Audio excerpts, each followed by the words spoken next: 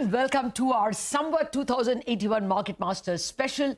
It has been a sobering October. As we ride into Samvat 2081, the Nifty is down 7.5% from its all-time highs 1 month ago, but it is still trading at nearly 23 times FY25 earnings. The Q2 earnings has also been marked by slowdown at the bottom of the pyramid. MFI, FMCG companies are showing that pain, but EMS companies, private banks have all been a picture of strength. Latest Vahan data also showing two-wheeler sales at 12% is positive. So how will Samvat 2081 pan out? We have two market masters, Neelkanth Mishra of Axis Bank and Sivaram of Enam Holdings. Let's start with Neelkanth. Neelkanth, thank you very much. Happy Diwali to you. Well, first up, how much is this slowdown? I mean, we saw GST collections only at 6.5% compared to a nominal GDP at 11%. So is this a serious slowdown or seasonal? I think the economy has slowed, and this is something we've been flagging for a while. For a while, people thought it was just the intense heat or the elections, and then it was heavy rains. But no, we have to face reality. Most high-frequency indicators have slowed very sharply. And so everything from cement volumes to power volumes to car sales to CV sales to, I mean, you name it. I can't think of any high-frequency indicator which has actually improved in the last 6 months. So I'll show three okay. Pieces to counter, to play the strong advocate. Vahan data is now available for the first half of the festive season. And there the two-wheelers are up 12%, a damn good number. Not PVs, passenger vehicles are still flat, but two-wheelers at 12%. And the other data, the core sector data for September that came out, cement alone has done well, though it has had a very bleak 2.7% or something, so I don't think, see, remember that. Not good enough. Cement was growing at 11-12%. This is an investment-driven recovery. If the GDP has to grow at 7, cement has to grow at 9-10. And so it is, well, thankfully it is not zero, which is what for the quarter our analyst expects, that is estimating that the industry as a whole pretty much didn't grow. Or even if it is 2 or 3%, I don't think that suggests a strong economy. The Vahan registration, see, I think there are several distortions that can happen if you only look at 15, 20 days of data. The bigger picture is that the car market is a much bigger market than the two-wheeler market from an overall economic perspective. I think even the credit impulse is down, right? So credit growth had slowed below 13%. So I think on a whole range of parameters, the economy has slowed. The question for all of us is this a temporary slowdown? If it is a temporary slowdown, then we should be buying into the weakness. If it is a much longer term slowdown, then it is better to book profits and stay out for a while. I think it is the former. Of what I call unintended level of fiscal and monetary tightening that the economy has slowed down. We can see that corrective action is underway. And my expectation is by maybe Jan, maybe Feb, the high-frequency indicators should start improving. Okay, so you're saying that the lack of expenditure in the first 2 quarters by the government meant less fiscal impulse, and the Reserve Bank's liquidity, tightening, not so much rate, but liquidity, yes, which is considerably loosened in the second quarter. Those two will create growth in the second half? Yes, and I want to spend maybe an additional half a minute on the liquidity side. So it wasn't just the RBI keeping liquidity tight. It was also, I think, the discomfort it had on the high loan deposit ratios, and which were communicated to the banks in March, April, which meant that we pretty much triggered a downward spiral. As you know, deposits are created when loans are given. So if the banks start cutting loans or slowing down loan growth, it slows down deposit growth, and then the whole thing sort of goes into a downward spiral. So if you look at incremental credit impulse, that is FYTD, what we have done, the growth has been far lower than what we saw in FY22 and 23, and in 24. So therefore, I think that has had a very significant impact on the economy as well. Oh, yes, and perhaps it was called for, at least in areas like microfinance and unsecured credit. I'm not so sure that, so see, we have to be very clear on this, that while there were possibly excesses emerging in small buckets, see, there are broad brush tools. So there is, CRR, SLR, overall credit growth, LDR, LCR. But then there are these narrow buckets. So if unsecured personal loans are, say, 7-8% of banking loans, or, the MFIs are all put together, maybe 4 or 5% of aggregate loans. If those have to be targeted, and it is perhaps required that there be a slowdown there, then the tools have to be different from an aggregate credit slowdown. Okay. Now, to be fair, they did do macroprudential rules, like, for instance, they increased the risk weight on unsecured debt. They did not raise rates nor squeeze liquidity out.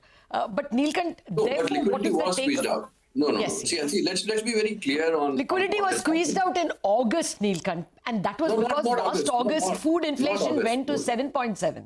No, not August. See, the fact that food inflation is very high, and that makes the MPC's job very hard, given that there is now evidence coming through the economy is slowing, but the headline inflation that they need to be targeting is still elevated, is, I think, a very complex problem. I don't think we should underestimate the challenge.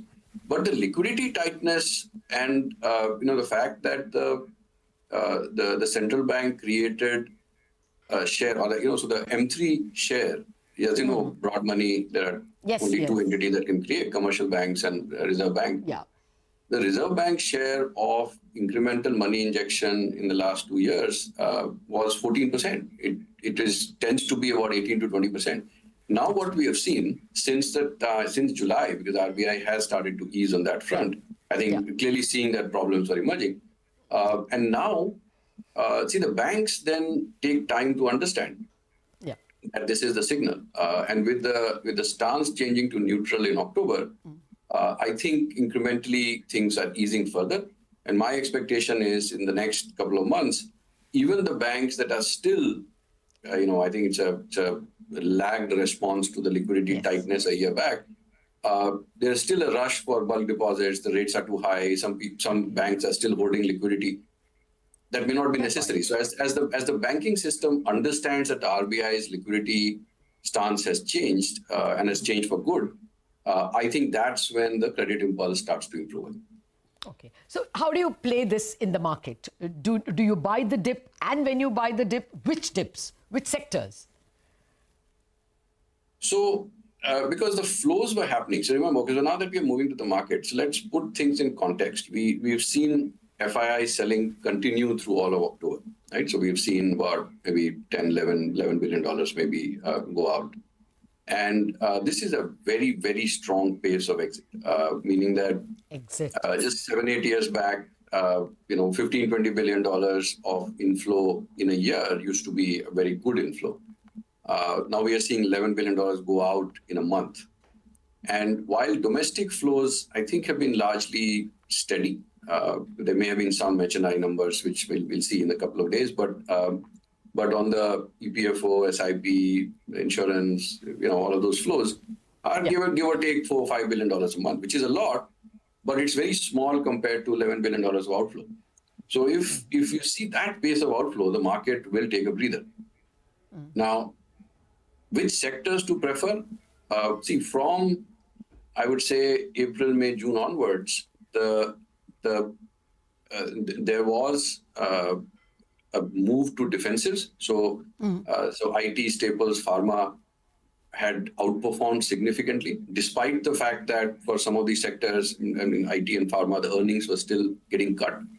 And this was, I think, the fund managers responding to the high frequency indicators slowing down, but having to cope with steady inflows. As we start to see a cyclical recovery, so you talked about private banks doing a bit better, because clearly for the banking system as a whole, the challenge over the last 2 years has been that on the quantity side, the raw material that the banks work with, that had started to become a problem. Shrink.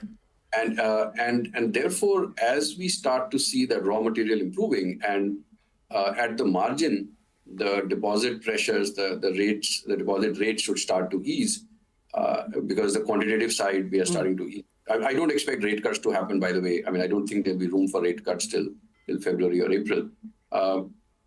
April may be the earliest that we should expect. But on the quantitative side, I think things will start to ease, and that should definitely help the banks. I expect, and we saw some order books from the large industrial companies yesterday, at least surprise on the upside. So the capex cycle, at least so far, seems to be intact. And as the cyclical recovery happens, those would be the sectors that I think will benefit more. Okay, not consumer discretionaries, EMS companies. EMS was good. I know it's a small sector, but it's doing well. Yeah, it's doing well. And I expect, I'm part of the India Semiconductor Mission, and I'm actually seeing it from close, very proud of what the country has achieved and the momentum that we are seeing, not just on the... So your bets are on capex and private banks? Okay, thanks, Neelkanth. Got it. So private banks and capex are your bets. Thank you very much for joining us in the Samvat special.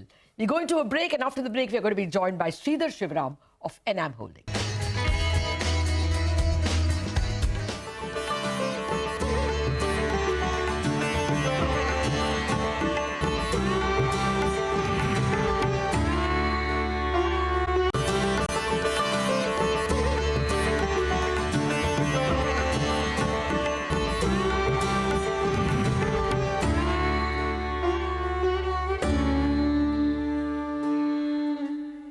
Welcome back to our Samvat special Market Masters. I now have Sridhar Sivaram of Enam Holdings joining me in the studio. Sridhar, I'm not going to start with stocks, I'm going to start with gold. You have been a gold recommender, if you please, but it's already risen about 30%. Would you still buy gold? So, Latha, I've been very bullish on gold for a while. Actually, I started investing in 2013. And I have been doing a sip on gold, and then the sovereign gold bond came and I realized what a great instrument that is. But apart from this, gold has actually done very well. If you take a 20-year period also, it has done almost as well as Nifty. About 14% return it has given, and people miss that gold actually is a hedge against the currency also. Plus the fact that with so much of printing of currency, especially from including the dollars. Yeah, I would do that. That is the most important one. That and most other central banks also doing.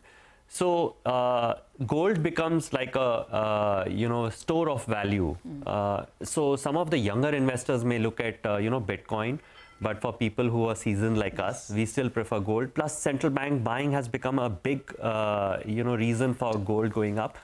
I think gold will continue to do well over the next 4-5 years. I mean, the other interesting statistics on gold is that if I take the last 20 years, there have been only 4 down years in gold. So it's had a positive on every of the other 16 years, and the volatility has been very less. The maximum drawdown in any year has been only 8%, as compared to, say, a Nifty, which has had 2 years when it has had more than 25% drawdown. So it's been a very stable asset class, and my view is at least 10% of your savings should be in gold. It can be in one of the paper instruments, ETFs, or any of the others, but I'm still quite a bull on gold. Well, then let me, this is such a cast iron case, I have no further questions to ask. But considering that there could be a Trump victory, nose ahead, we are given to understand in the race, not that the Democrats are going to be any more fiscally prudent. They are also going to be fiscally loose. Do you think, the dollar printing and hence the run for gold will continue? Yeah, so I don't see either of the parties, if I see their economic agenda, I don't see them actually being very prudent as far as fiscal deficit for the US is concerned. So which means that they will be printing more, which is good for the US. Plus, I think most countries are now worried about having all their surplus in US dollars itself. I mean, we are seeing the Indian Reserve Bank bringing gold back to India and not even wanting to keep it there. I mean, these are signs that you want, in case something goes wrong, you want to be safe. I think this asset class will do well. You can't expect every year to be like what it was this year, where gold is almost done 28, 29% 31. I just checked before 31. Coming. So I mean, YOY, not yes, YTD. Of course, yeah. So you can't expect that to happen every year. But over a period, I think it should give double-digit returns. Okay, now that's very important advice, especially coming on Dhanteras. It makes it also auspicious. Or Choti Diwali. Let's come now to the markets. I began by saying 7.5% lower. Is that a good thing because we were expensive, or do you think we have to lose more flab? Yeah, so I'll give some data to put this 7.5% in perspective. That this is the 54th month that we haven't had a 5% or more monthly correction. So this is start to end month. So the last time we had a 5% correction was in March of 2020. 4.5 years ago. Yeah, March of 2020, which was the COVID month. If the market ends where it is, by the end of this month, we have one more day, then we would have had a 5% correction, which is coming after the March of 2020, which basically says that in between we had corrections, but the market has been buying every fall. As a result, by the end of the month, the market would have, either fallen less than 5% or has, moved up. The previous best was about 30 months. So we've had a dream run as far as the market's concerned. And just look at the one-year returns for Nifty. After the correction, it's still up 25%. Mid-cap is up 45%. If you had asked this question, if you had asked this question last year, same time, when we had, two wars going on, we had an Indian election coming up. And if you had told me that the government is not going to have majority the way it had, I would have said it's a joke. How can you have, mid-caps rallying 45%? But that's the reality. So I think this market could take a pause. And that's our view, that next 6 months is like a pause where the market digests all the earnings. We do have some slowdown, especially from the rural areas. And we have to wait and see how this plays out. And there is some bit of slowdown even on the urban consumption we are hearing from the FMCG companies. I think it's good if the market digests all this. We have US election results coming up. So with all this data, I think the market may take a pause for about 6 months, is my view. Okay. Well, actually, you were one of the first to alert us about the MFI problem as well. Yeah. To be fair, our Abhishek Kothari also was, harping on that point and proving it with numbers about the microfinance issue. You think this is a deeper malaise, or do you think it will pass? I mean, you're not interested in any of those, including, Bandhan, IndusInd, where the MFI part of the book has done badly. I think this is a bigger issue. I don't think this goes away in one quarter. So let's look at MFI. It's about 5 lakh crores book. I think at least 10 to 15% is a problem, where these women have loans from more than 5 or more lenders. So that itself is, say, about 50,000 crores. So we could have an issue of 50,000 crores. Plus, what is happening is that the industry now is pulling back, which is not giving more loans. Yes. And this has been my point, that there was an evergreening which was happening in the industry. I mean, industry didn't want to accept. I have challenged this, because your customer growth is only 5%, and which is for the last 7 years, and your loan growth was almost 25%, which basically tells me that you're giving loan to the same lady again and again. So at some point, this would turn bad. this would turn bad. I think it's only now that the industry is waking up. Reserve Bank has woken up. They have banned four of the MFIs for various other reasons. I think this is slightly deeper. It may take another 2 quarters, and till this entire thing is flushed out and there's more discipline in the industry. This is a problem. You have to keep in mind that this is subprime. This is lending to the lowest category. Lending to the riskiest. And unsecured. So it isn't like, I'm not so worried about gold loan, which Reserve Bank is, because at least there is a collateral there. Even if there is a loss, the loss would be what, maybe 70%, even if the person hasn't done good due diligence. This is 100% loss. And the collection mechanism is very tricky. You have to go there in person and collect. Okay. So I think there is more problem, but I'm happy that it's come out now before it became a bigger problem. Bigger issue, absolutely. Let me come to where we should be training our eyes. If, as you say, logic prevails and we don't see a very, yet another repeat of a 30% or a 25% Nifty gain and a 40% mid-cap gain, where should we preserve value? Yeah, so I think, Latha, sector-wise, it's becoming very difficult because within No, sectors... what about EMS? I mean, you saw the Keynes numbers, Dixon numbers, all. So we are actually bullish on EMS. So we've been, long EMS for a while. But keep in mind that this is a segment where you will see quarterly earnings not very consistent because some of them are low margin business, but the window of growth is huge. So we are invested in quite a few EMS companies, but keep in mind that these have also rallied a lot. I mean, some of their market caps are now 80-90,000 crores. So they are no longer small. And the market is discounting almost next 4-5 years of earnings. So we are bullish on, actually we are bullish on manufacturing. Okay. So EMS is one of them. Power equipment is the other, where we think that the runway of growth is very good. But keep in mind, even here, the stocks have really rallied. So this is not for investors to go and buy them blindly. It requires certain skill to understand where the earnings visibility. Which part of the exactly. So that even pharma manufacturing, especially on the CDMO space, we are very bullish because of the the Biosecure Act, which the US has just passed, and some more regulations have to come over the next few years. We'll see a huge benefit to pharma companies who are in the CDMO space. So in manufacturing, but these are very specific, pockets where we are very bullish, and you need to understand which companies benefit here. Of course. So it's a very bottom-up No, I'm going to cling to the theme because when you gave us the PSU theme, we didn't realize, and now I'm going to cling to this pharma theme with both my hands. And, just see how it progresses. What about private banks? I mean, when the first Kotak and IndusInd came, the market was rattled. But after that, ICICI, Federal, and even HDFC Bank, the numbers... So even some of the PSU banks, if you see the larger banks have done well. Yeah. PSU, so, all of them. PNB has done well. Canada, Indian. So Canada was soft. If you ask me overall, at least there were no howlers there. No. It was a difficult, I would say, a quarter to go by, where your costs were going up, deposits were going up, and there were some challenges as far as headwinds on retail is concerned. So you are trying to maneuver those. So I would say the larger banks have broadly done well.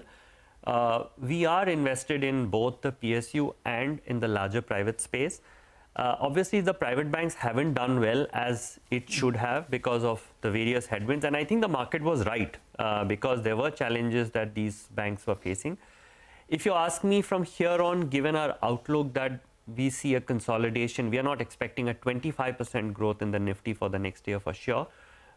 If it comes, great. But, that's not our base case. We are happy to, be invested in some of these banks, both in the private and in PSUs, because some of the PSUs are trading at, just below book, 5-6p, maybe 3-4% dividend yield.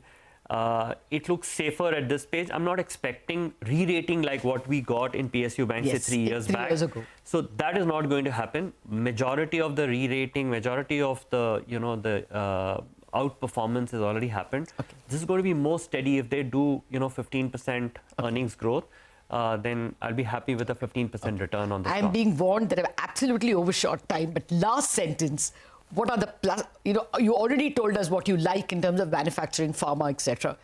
Any other pluses, and what is the avoid? So Latha, I think I'm not very bullish on the IT space. Because I think, and this has been my view, that AI is disrupting them. Obviously, some of the companies will disrupt themselves, and on a bottom-up basis, you will find stories. But I'm not excited when companies are growing at 3 or 4%.